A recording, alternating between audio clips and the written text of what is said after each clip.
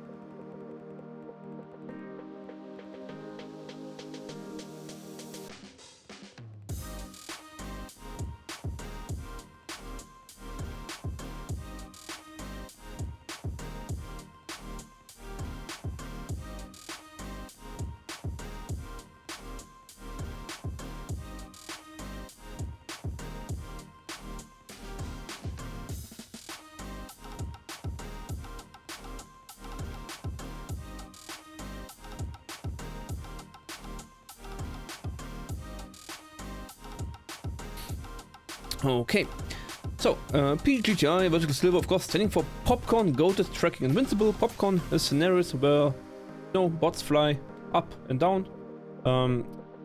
Goated, just greatest of all time. Just someone said this is the goated variation of it. So there are a lot of things fixed, like scoring or movement types, bugs fixed. So just a fixed version basically, where a lot of kind of details are better. Then tracking, invincible. Means there are not several targets actually flying all around, like the classic popcorn scenario, but there's only one target, and that target is invincible. It doesn't respawn, it just always only one target going up and down, which of course the vertical part is up and down. So usually in popcorn it has like a curve variation left and right, and the difference in height and so on. But this vertical mode is specifically only up and down, not left and right, and silver of course being the difficulty level.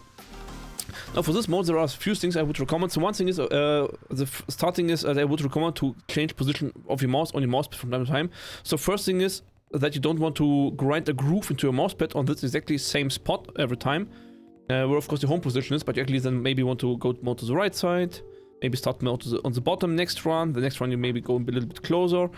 These positions feel kind of awkward. They are harder to play, but it's good for you that you actually train your up and down movement on different hand and arm positions. I think this is good for you. Then additionally I want to add this scenario can be played in a lot of variation of different sensitivities, and I would recommend to vary sensitivities in this scenario. Otherwise, if you always play in the same sense, at some point you will be able to do it with eyes closed and just repeat the motion, because it's always the same motion. Of course I did not train it too often. I basically have not 10 runs completed yet, so I actually cannot do it.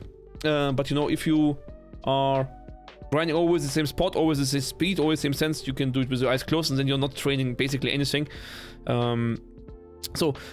Starting with something like 60, so everything above 45 is basically arm dominant movement, where you basically can do the entire tracking just with your arm. And here I would suggest to actually train a lot of different arm variations. So like 45, where we have, like, I would say the smallest pure arm thingy, and then going up to maybe 75, 80 centimeters. So you just train different aspects of between speed and smoothness, sorry. And then between 45 and like 20 centimeters, there is a hybrid range where you have fingers, where you can combine fingers and arm motion. But this pgti is kind of a little bit awkward for fingertip or for combination. It's because kinda usually in a game you kind of bring a big flick with your arm. Where's my mouse? A big flick with your arm, and then micro correct with your fingers. So you would not combine them too much usually. So usually we do it more like with the Bardor's method on target clicking, static target clicking, where you have like this big motion and then micro correction with your fingers. And here this combination is kind of a little bit, not so often used, I would say. That way I would kind of focus on pure arm and then pure fingers, and then pure fingers are roughly like 10 to 15 centimeters usually, depending on your hand size and sensor position. Of course you can preset, it's free play. And of course, especially with this higher sense, you get a lot more feedback for smoothness. And if you play with such low, fast sensitivities, you can also lower your field of view, something like 80 or even 60, and this makes the scenario easier. So I would not recommend to do it for a high score run. You will just, sabotage your own high scores for no reason, but actually see your errors better. So you see better when you're actually off the target, especially on this high portion when the ball is up. You want to have like 100% accuracy. So all errors should be happening while going down in this fast phase of the ball and not on the easy phase. So I would focus actually to start the motion up here where it's the slowest, and then get a perfect tracking for as long as you can. You know, you see I'm very bad at it, and by reducing the field of view, it actually looks a lot uncleaner. So let me increase the field of view now. Let's use 110 for this demonstration. So now the ball is smaller, but it kind of looks cleaner than it actually is. So if you compare that now, because it's the same skill, the same motion, so if you zoom in, you actually see your mistakes or errors and smoothness better. So if you go for fast sense, I would recommend to do that. Then what else is there here to say on this? Try to really track the bot and not just repeat the motion blindly, like, oh, I did it 5,000 times, I just repeat the hand motion, you know. But really, try to really look with your eyes on the target and really track it like you would in any tracking scenario. Like, don't skimp on that one just because it's a very simple motion. Use the simple motion to really focus on getting perfect. Try to get absolutely perfect, really murder that bot, really nail down the accuracy. Get here, strive for 100%.